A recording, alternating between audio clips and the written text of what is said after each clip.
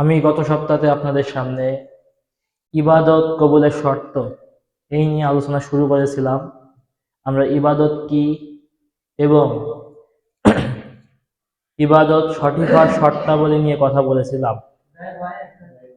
আজকে বাকি অংশ, যে ইবাদত কবুল, এখন শর্ত ঠিক থাকলো তখন ইবাদতটা সঠিক হয়েছে, কিন্তু ওই তারপরেও কিছু নিয়ম আছে, যেই নিয়মগুলো ফলো না করলে আমাদের ইবাদতটা সঠিক হওয়ার পরেও কবুল হবে না। যেমন বলেছিলাম যে শরীয়ত সম্মত হতে হবে, বস্তু শরীয়ত সম্মত হতে হবে, সবকিছু ঠিক আছে, তারপরে ইবাদত কবুল হবে না যদি এই শর্ত 7টি না থাকে। আমরা সংক্ষেপে সেই 7টি শর্ত আপনাদের সামনে তুলে ধরার চেষ্টা করব। আমা তৌফিক ইল্লা বিল্লাহ, আলাইহি তাওয়াক্কালতু ওয়া ইলাইহি উনীব। প্রথম নম্বরে শর্ত হচ্ছে, আপনি সঠিকভাবে ইবাদত করেছেন, কিন্তু আপনার ইবাদত সঠিক হয়েছে, সব ঠিক আছে, সালাতের নিয়ম পদ্ধতি সময় সব ঠিক আছে, কিন্তু আপনার আকীদার ভিতরে গলদ আছে, তাহলে আপনার সেই ইবাদত কি কবুল হবে? ইমানের মধ্যে গলদ থাকলে আল্লাহ সুবহানাহু ওয়া তাআলা কোরআনে বলছেন, ওয়ামাই ইয়াবতাগি গায়রাল ইসলামি দীনান ফালা ইউকবালা মিনহুম। তোমাদের মধ্যে কেউ যদি ইসলাম ছাড়া অন্য কোনো ধর্ম চায় বা অন্য কোনো জীবন ব্যবস্থা চায়, অন্য কোনো বিশ্বাস চায়, তাহলে তার কাছ থেকে সেই দিন গ্রহণ করা হবে না। আর আকীদা হচ্ছে গুরুত্বপূর্ণ বিষয়, যেটা আমাদের ইসলামের স্তম্ভের উপরে দাঁড়িয়ে আছে। কালেমা শাহাদাতটাই হচ্ছে আকীদা। আমরা বলি না, শাহাদাত তো পড়ি আমরা, তাই না? আমি আল্লাহ ও তার রাসূল সম্পর্কে যে আকীদা এখানে আলোচনা করেছিলাম না আপনাদের সামনে, সেই আকীদার ওই কালেমা শাহাদাতে সাক্ষ্য দেওয়া মানে ওই আকীদার সাক্ষ্য দেওয়া। এজন্যই ইমাম বুখারী রাহিমাহুল্লাহ তার অধ্যায় রচনা করেছেন তার বুখারীর মধ্যে, বাবু কওল নবী সাল্লাল্লাহু আলাইহি ওয়াসাল্লাম বুনিয়াল ইসলাম আলা খামসিন, যে এই অধ্যায় হচ্ছে এই সম্পর্কে আল্লাহ রাসূলের কথা, ইসলাম 5টি বিষয়ের উপরে প্রতিষ্ঠিত। ওয়া হুয়া কওলুন ওয়া ফেলুন ওয়া ইয়াজিদু ওয়া ইয়ানকুসু, যে ঈমান হচ্ছে যা কথা এবং কাজের সমন্বয়, যা আল্লাহর আনুগত্যে বৃদ্ধি পায় আর পাপের কারণে কমে যায়। ঈমান বাড়ে এবং কমে, এটি আরেকটা আকীদা। আল্লাহ যদি কখনো সুযোগ দেয় আমি ওই ব্যাপারে আপনাদের সামনে আলোচনা করবো, যে ঈমান বাড়ে এবং কমে। তো এই 5টি স্তম্ভ কি?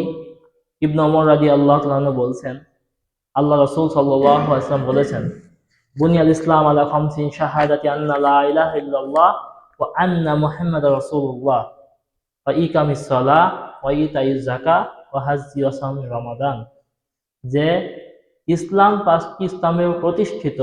প্রথম নম্বর হচ্ছে এই সাক্ষ্য দেওয়া যে আল্লাহ ছাড়া সত্য কোনো ইলাহ নেই এবং মুহাম্মদ সাল্লাল্লাহু আলাইহি সাল্লাম আল্লাহ রাসূল। এটা অন্তরে বিশ্বাস করলেন, মুখে স্বীকার করলেন। এবার তাহলে আমলগুলো কি কি? সালাত, সিয়াম, যাকাত, হজ। বুখারীতে আরেকটা হাদিস এসেছে, ইবনে আব্বাস রাদিয়াল্লাহু তাআলা বর্ণনা করেন, তখন আল্লাহ রাসূল মুআজ ইবনে জাবাল রাদিয়াল্লাহু তাআলা আনহুকে ইয়ামানে পাঠালেন শাসক হিসেবে। তখন তিনি বললেন, হে মুআজ, তুমি এমন একটি জাতির কাছে যাচ্ছ যাদের অধিকাংশ খ্রিস্টান এবং ইহুদি, যে তারা খ্রিস্টান এবং ইহুদি, তুমি তাদের কাছে গিয়ে সর্বপ্রথম এই কথা বলবে যে আল্লাহ ছাড়া সত্য কোনো ইলাহ নেই এবং মুহাম্মদ সাল্লাল্লাহু আলাইহি ওয়াসাল্লাম আল্লাহ তাআলার রাসূল। যদি তারা এই কথা মেনে নেয়, তারপর তুমি তাদেরকে সালাতের কথা বলবে, তার আগে নয়। যদি সালাতে মেনে নেয়, তখন বলবে আল্লাহ ধনীদের উপর যাকাতকে ফরজ করেছেন। তারপর পর্যায়ক্রমে তুমি ইবাদতের কথা বলবে, তার আগে কি বলবে? ঈমানের কথা বলবে। ঈমান যদি না থাকে তাহলে ইবাদত করে কোনো মূল্য নেই। আবু সাঈদ খুদরি রাদিয়াল্লাহু তাআলা আনহু রাসূল সাল্লাল্লাহু আলাইহি ওয়াসাল্লাম থেকে বর্ণনা করেছেন যে জান্নাতীরা যখন জান্নাতে প্রবেশ করবে আর জাহান্নামীরা জাহান্নামে প্রবেশ করবে, এমন সময় আল্লাহ তাআলা বলবেন, খুঁজে দেখো জাহান্নামের মধ্যে যাদের অন্তরে সামান্য পরিমাণ ন্যূনতম ঈমান আছে, তাদেরকে নিয়ে আসো এবং জান্নাতে প্রবেশ করো। সুবহানাল্লাহ। এক ব্যক্তির কথা আল্লাহ রাসূল হাদিসে বর্ণনা করেছেন। আব্দুল্লাহ ইবনে আমর রাদিয়াল্লাহু তাআলা থেকে বর্ণিত, তিনি বলেন রাসূল সাল্লাল্লাহু আলাইহি ওয়াসাল্লাম বলছেন, কিয়ামতের দিন আল্লাহ এক ব্যক্তিকে ডাকবেন, ডেকে তাকে তার সামনে ৯৯টি পাপের দস্তর খুলে দেবেন এবং এই দস্তরগুলো হবে একটা একটা এত বড় যে তার চোখ একবারে সে চোখ দিয়ে খালি চোখে যতদূর দেখতে পাবে ঠিক অতদূর পর্যন্ত বড় বড়, আর প্রত্যেকটা থাকবে পাপে ভর্তি। ৯৯টি এত বড় বড় দস্তর যা ভর্তি থাকবে কি সে পাপে। তখন আল্লাহ ওই ব্যক্তিকে জিজ্ঞেস করবে, তুমি কি এই পাপগুলো করেছো? তখন ওই ব্যক্তি বলবে, হে আল্লাহ, আমি করেছি। তখন বলবে, তুমি কি কোনো কারণ আছে তোমার যে এই পাপগুলো করেছো, কোনো অজুহাত আছে? সেই ব্যক্তি বলবে, না আল্লাহ, আমার কোনো অজুহাত নেই। তখন আল্লাহ জিজ্ঞেস করবে, ফেরেশতারা কি তোমার উপর জুলুম করে এগুলো লিখেছে? বলবে, আল্লাহ না, ফেরেশতারা আমার উপর জুলুমও করেনি। তখন বলবে, তাহলে তোমার কি এমন ভালো আমল আছে যার কারণে তুমি বেঁচে যাবে? তখন তখন ওই ব্যক্তি বলবে, কোনো ভালো আমল নেই। তখন আল্লাহ বলবেন, আমার কাছে তোমার একটা ভালো আমল আছে। তখন আল্লাহ সুবহানাহু ওয়া তাআলা ছোট্ট একটি কাগজ বের করবেন, হাদিসে এসেছে একটা কাগজ বের করবেন। তো ওইটা বের করে যখন দেখাবে, তখন ওই ব্যক্তি জানে না ভিতরে কি আছে। তখন ওই ব্যক্তি বলে, আল্লাহ, এই এত পাপের সামনে এই কাগজটা কি হবে? তখন আল্লাহ সুবহানাহু ওয়া তাআলা ওই কাগজটা এক পাল্লায় দেবে আর ওই পাপগুলো এক পাল্লায় দেবে। আল্লাহর অশেষ রহমতে কাগজের পাল্লাটা বেশি ভারী হয়ে যাবে।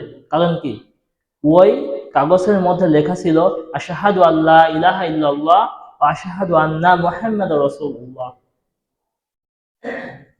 শুধুমাত্র আল্লাহ সম্পর্কে সঠিকভাবে আকীদা পোষণ করার কারণে একটা ব্যক্তি এত পাপ করেছে, তারপরেও ওই ব্যক্তির গুনাহ মাফ হয়ে গেল। কারণ কি, আকীদা আর শাহাদাতের সাক্ষ্য। তাহলে আমাদের শাহাদাতের সাক্ষ্যটা সঠিক করে নিতে হবে এবং আকীদাটা বিশুদ্ধ করে নিতে হবে। যারা খুতবা গত কয়েকদিন ধরে শুনছেন, তাদের সামনে আমি আকীদা ক্লিয়ার করেছি। তো আমরা ওই বিশ্বাসের ভিতরে থাকার চেষ্টা করব এবং আল্লাহ সুবহানাহু ওয়া তাআলা আমাদের জন্য দ্বীনের পথে রাখেন, এই দোয়া আল্লাহর কাছে করব। ২ নাম্বার ইবাদত কবুলের শর্ত হচ্ছে নিয়ত বিশুদ্ধ হওয়া। আমি ইবাদত করছি কিন্তু ইবাদত নিয়ত সঠিক নেই, আমার ওই ইবাদত আল্লাহর দরবারে গ্রহণযোগ্য হবে না। নিয়ত শব্দটি এসেছে আরবি নাওয়া শব্দ থেকে, যার অর্থ হচ্ছে বিচি বা আটি। বিচি বা আটি যে কোনো কিছু, এই যে সামনে যে বই রয়েছে এখানে তো বীজ তো লাগানো হয়েছে, তাই না? বীজকে আমরা দেখতে পাচ্ছি, কিন্তু উপরে কি হয়েছে, ভুট্টা গাছ। তার মানে ভিতরে ভুট্টা গাছ লাগানো হয়েছে বলে, বীজ দেওয়া হয়েছে বলে ভুট্টা গাছ হয়েছে। অন্য বীজ দিলে অন্য কিছু হইতো। ঠিক তেমনই আমরা আমাদের অন্তরের মধ্যে যা পোষণ করব সেটাই আমাদের আমলে দাঁড়িয়ে যাবে। এখানে আপনি সালাত আদায় করতে এসেছেন, এখন আপনি বাড়ির থেকে বেরোনোর সময় আপনার মুখে কি বলা লাগবে যে আপনি কোন সালাত আদায় করতে এসেছেন? কারণ আপনি জুমার সময় এসেছেন, ওযু যখন করে বাড়ির থেকে বেরিয়েছেন, আপনার নিয়ত হয়েছে মনে মনে, অন্তরের ভিতরে মনে মনে হয়েছে নিয়ত যে আমি জুমার সালাত পড়তে এসেছি। কিন্তু যদি আপনি মনে মনে যদি হয় আসরের নামাজ, তাহলে হবে? যেমন জুমার নামাজ হবে না, ঠিক তেমনই আম গাছের আটি লাগিয়ে জাম খাওয়া যায় না, আবার জামের আটি লাগিয়ে আম খাওয়া যায় না। ঠিক আমার নিয়তটা যেভাবে করব আমি সঠিক পন্থায়, ঠিক সেইভাবেই আমাদের নিয়তটা কাজে লাগবে, আমলটা কাজে লাগবে। এজন্য আল্লাহ রাসূল বলছেন, ইন্নামাল আমালু বিন্নিয়াত, নিশ্চয়ই মানুষের আমল নির্ভর করে নিয়তের উপর। কুল ইন্নামা ইমরিন মা নাওয়া, এবং তাই সে পায় যে সে অন্তর থেকে চায়। এখানে আমাদের যদিও হাদিস অনুবাদ এভাবে করা হয় যে তাই পায় যা সে চায়, আসলে তা না। এখানে নাওয়া শব্দ আছে, নাওয়া শব্দের কারণে সে তাই পায় যা সে অন্তর থেকে চায়। এজন্য নিয়ত আমাদের বিশুদ্ধ করতে হবে। মিশকাত আরেকটা হাদিসের মধ্যে আল্লাহ রাসূল সাল্লাল্লাহু আলাইহি ওয়াসাল্লাম বলছেন, আল্লাহ সুবহানাহু ওয়া তাআলা মানুষের বাহ্যিক সৌন্দর্যের দিকে তাকান না, তিনি তাকান তার সম্পদের দিকে, আল্লাহ তাকান না, তাকান শুধু তার অন্তরের নিয়ত এবং নেক আমলের দিকে।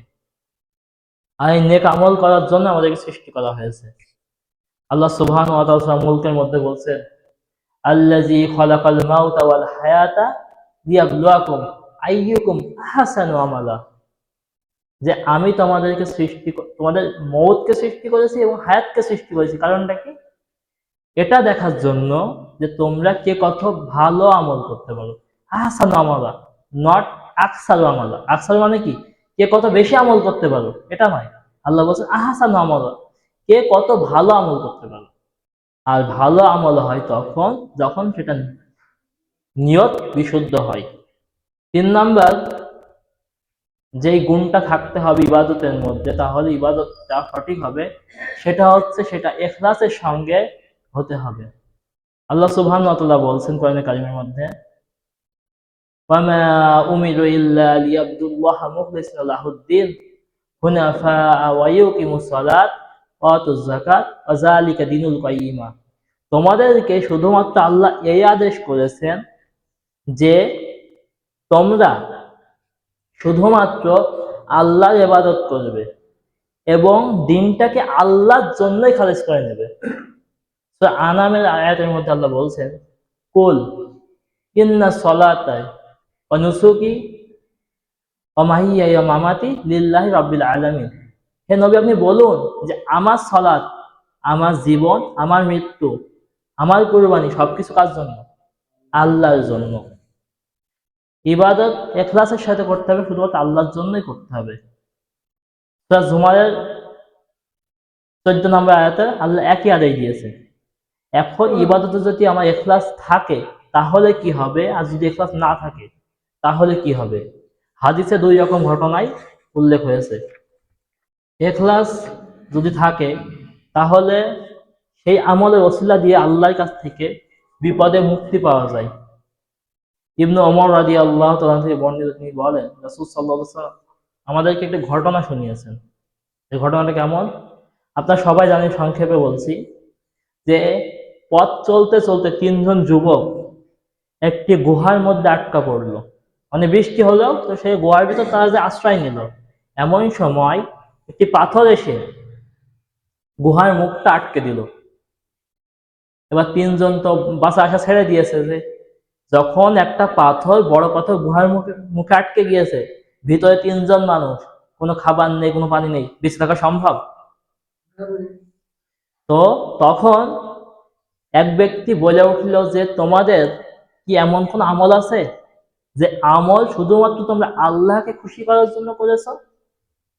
তখন তখন সবাই বলে হ্যাঁ, কিছু কিছু আমল আছে। তো তখন প্রথম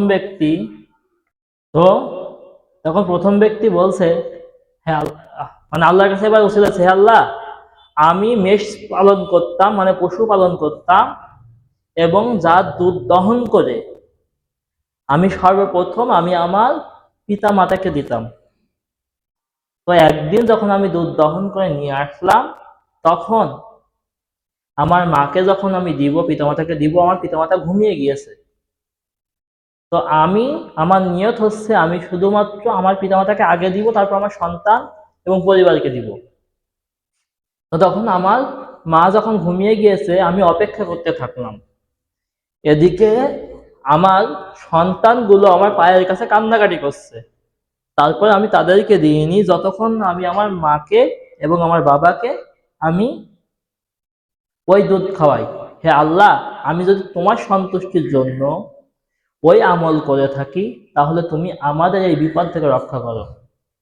হাদিসের মধ্যে এসছে এই কথা বলার পরে যে ওই পাথরটা একটু সরে গেল এবং বাইরের আলো একটু দেখা গেল। এমন সময় দ্বিতীয় ব্যক্তি বলছে, হ্যাঁ আল্লাহ, আমার একটা চাচাতো বোন ছিল। একজন পুরুষ একটা মহিলাকে যতটা ভালোবাসতে পারে, আমি তাকে ঠিক ওই পরিমাণই ভালোবাসতাম। আমি যখন তাকে এই জেনার প্রস্তাব দিলাম, সে রাজি হয়নি। হঠাৎ একদিন সে আমার কাছে এসে কিছু বিপদের কথা আমাকে বললো যে আমার এই বিপদ, টাকা পয়সা দরকার। তো তখন আবার আমি তাকে জেনার প্রস্তাব দিলে সে বলে যে তুমি যদি এই টাকা জোগাড় করে আমাকে দিতে পারো তাহলে আমি তোমার সঙ্গে জেনায় লিপ্ত হব। তো ওই ব্যক্তি অনেক কষ্ট করে টাকাটা জোগাড় করলো। জোগাড় করার পর মেয়েকে যখন দেয়, এবার জেনায় লিপ্ত হবে একদম সর্বশেষ মুহূর্তে, দুই উলুর মাঝখানে যখন বসে গিয়েছে, ওই মেয়ে বলছে, হে আল্লাহর বান্দা, তুমি আল্লাহকে ভয় করো। তখন আমি জেনা থেকে সরে এসেছি, আমি জেনা করি নাই। হে আল্লাহ, তোমার খুশির জন্য যদি আমি জেনা থেকে বেঁচে থেকে থাকি তাহলে তুমি আমাদেরকে এই বিপদ থেকে রক্ষা করো। হাদিসের মধ্যে এসেছে যে ওই পাথরটা আরেকটু সরে গেল। তারপর 3 নম্বর ব্যক্তি বলছে, হে আল্লাহ, আমি এক ফারাক অল্প একটু খাদ্যের বিনিময়ে একটা কাজের লোক রেখেছিলাম।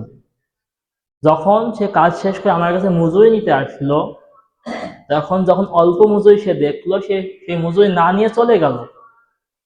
আমি তারই টাকা দিয়ে কিছু পশু কিনলাম এবং চাষাবাদ শুরু করলাম।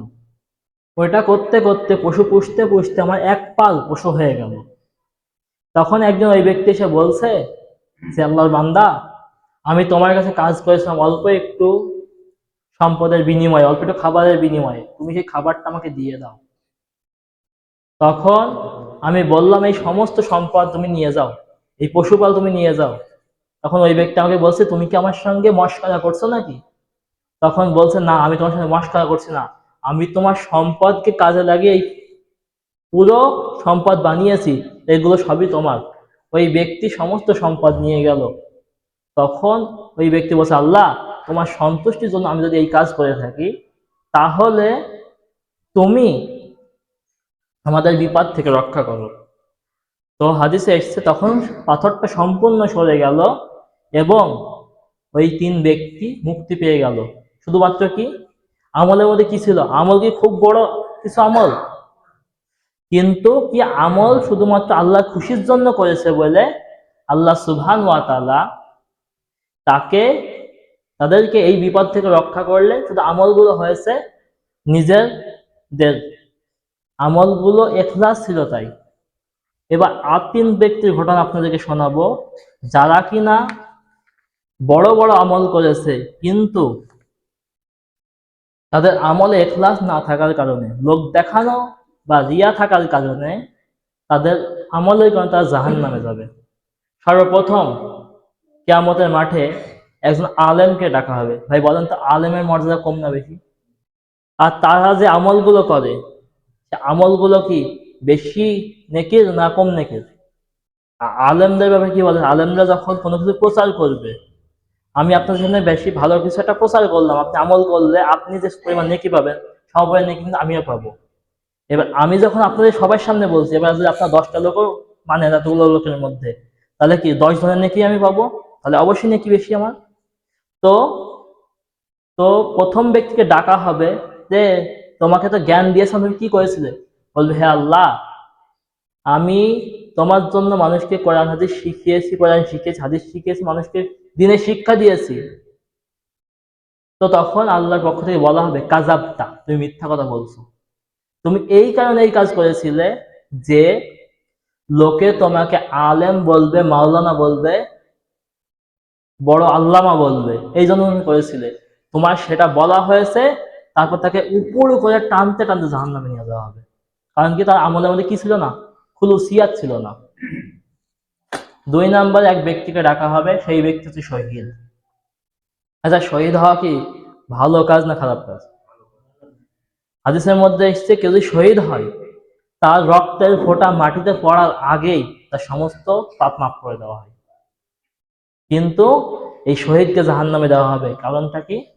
আল্লাহ জিজ্ঞেস করবেন যে তুমি কি করেছিলে দুনিয়ায় আমার জন্য? তখন সেই শহীদ বলবে, আল্লাহ, আমি তোমার রাস্তায় লড়াই করতে করতে শেষে আমার জীবনটা পর্যন্ত দিয়ে দিয়েছি।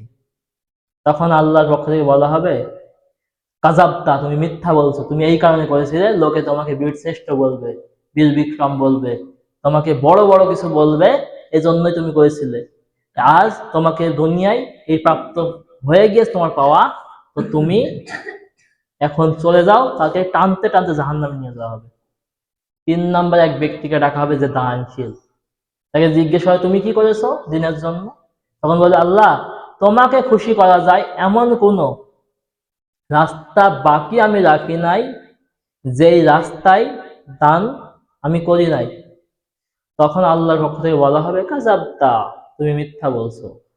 তুমি এই কারণে দান করেছিলে যে মানুষ তোমাকে দানশীল বলবে।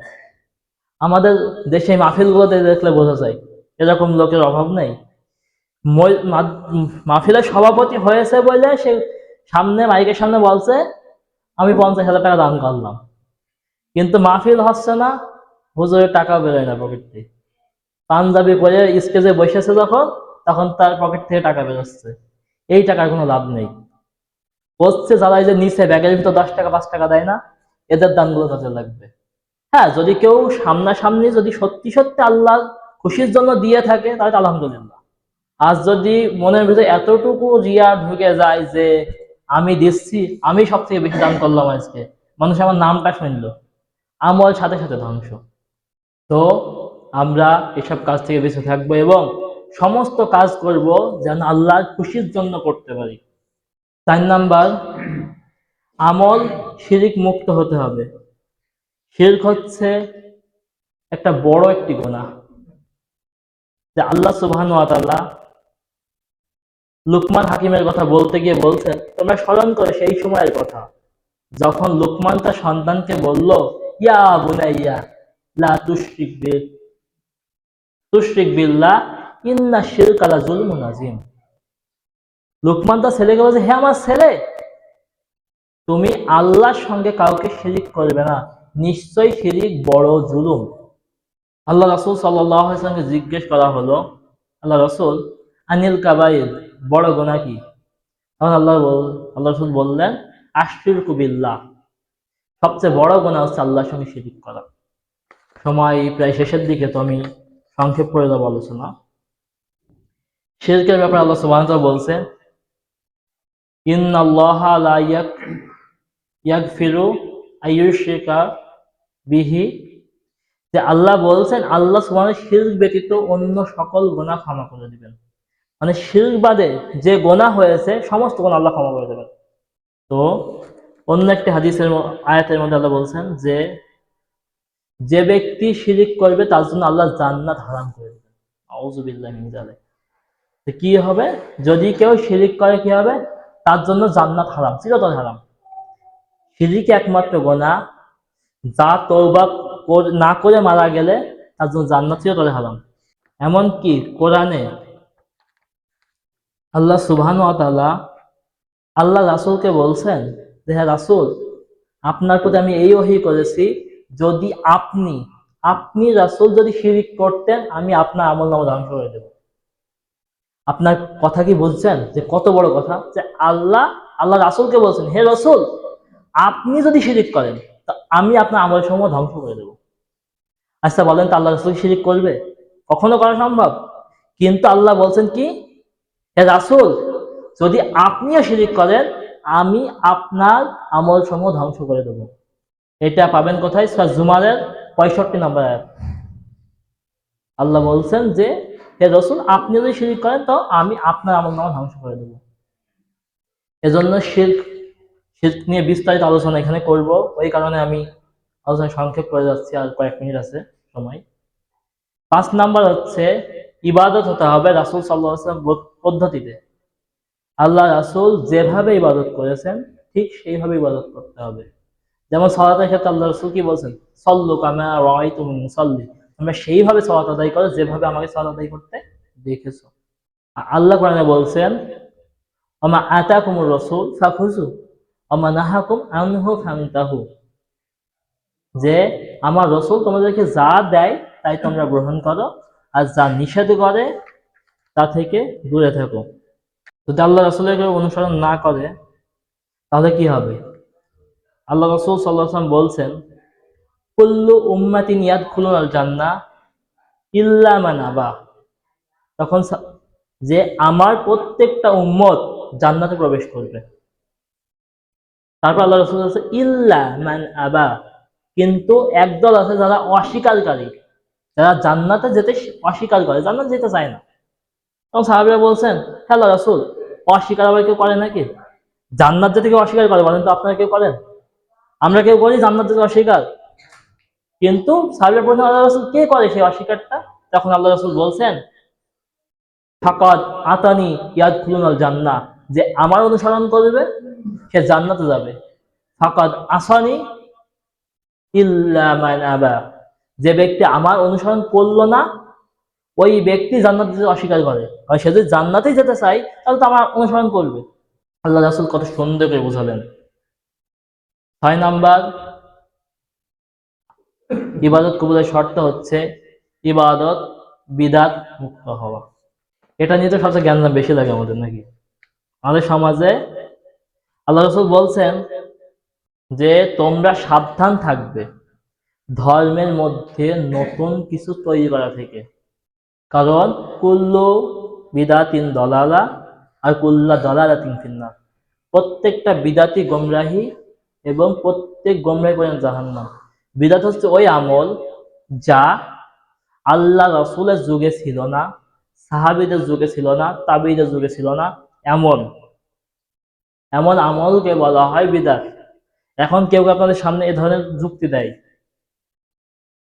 যুক্তি দেবে যে এই যে মোবাইল ব্যবহার করছে রাসূলের যুগে ছিল নাকি?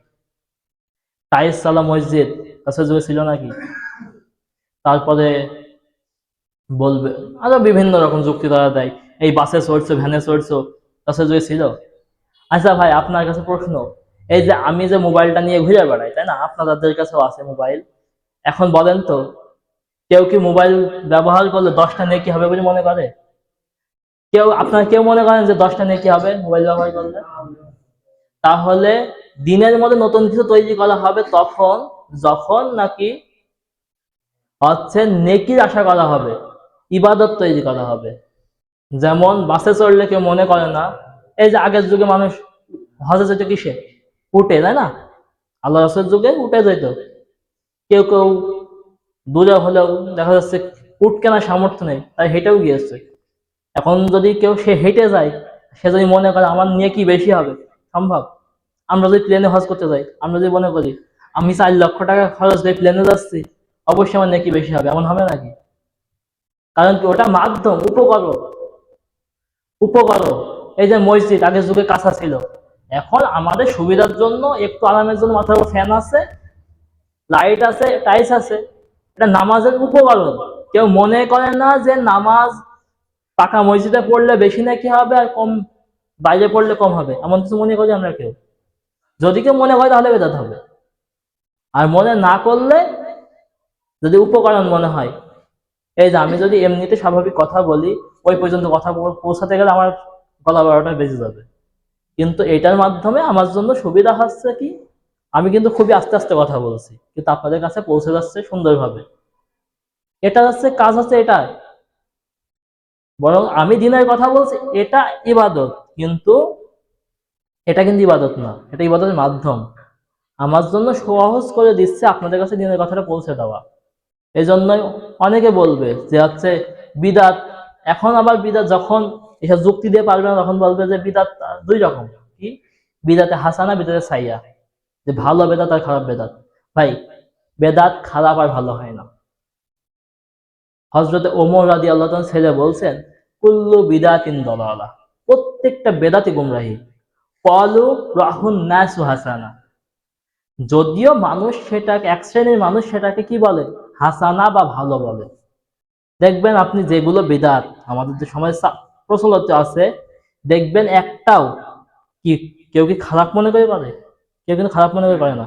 আচ্ছা, মুনাজাত যারা করে, সম্মিলিত মুনাজাত সবাই করে, যখন তখন তারা কেউ কি মনে করে যে আমি মুনাজাত করলে আমার গুনাহ হবে? তারা কি মনে করে, ভালো কাজ করলে আল্লাহই তো সাথে, আল্লাহই তো ডাকছি, কিন্তু এটা রাসূলের পদ্ধতি নয় বলে এটা বিদআত।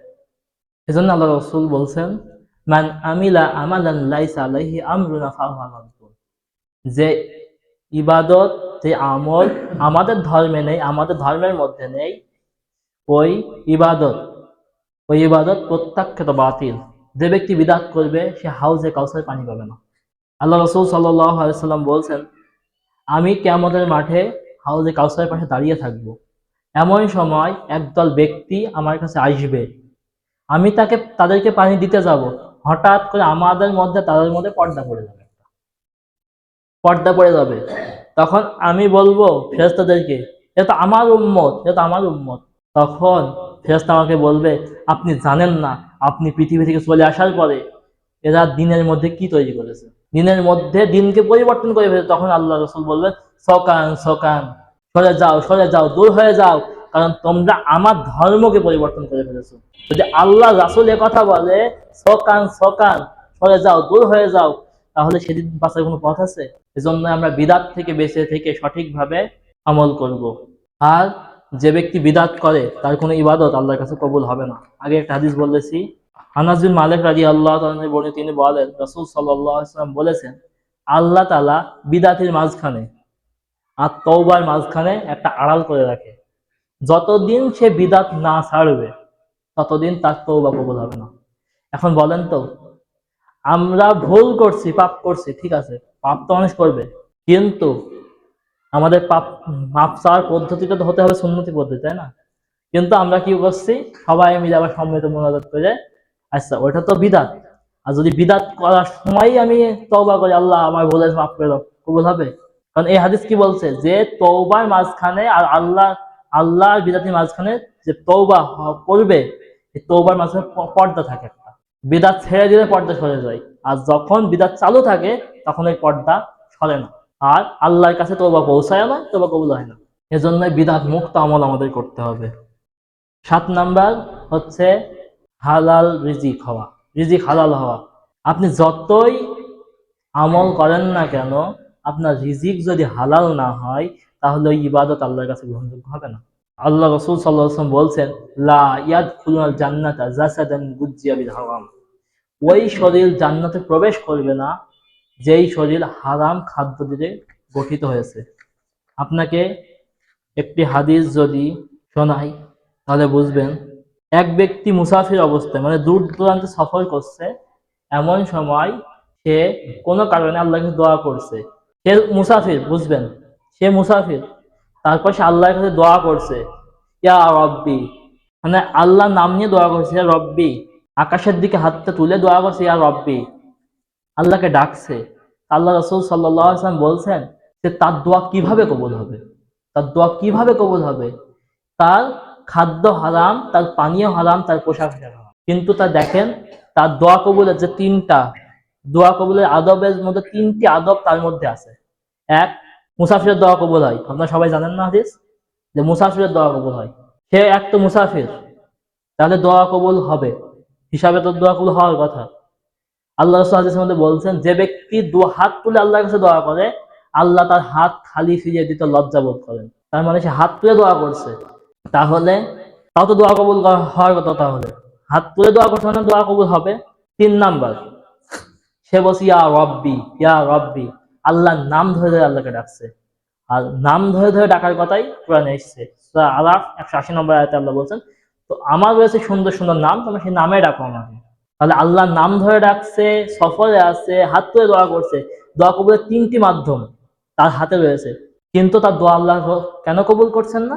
কারণ তার খাদ্য হারাম, তার পানীয় হারাম। এজন্য হারাম খেয়ে যত ইবাদত করা হোক না কেন, ইবাদত কবুল হবে না। এজন্যই আমরা আমাদের জীবনে আমরা হারাম খাদ্য গ্রহণ না করি। আল্লাহ আমাদেরকে হারাম থেকে বেঁচে থাকার তৌফিক দান করে, পড়েন আমিন।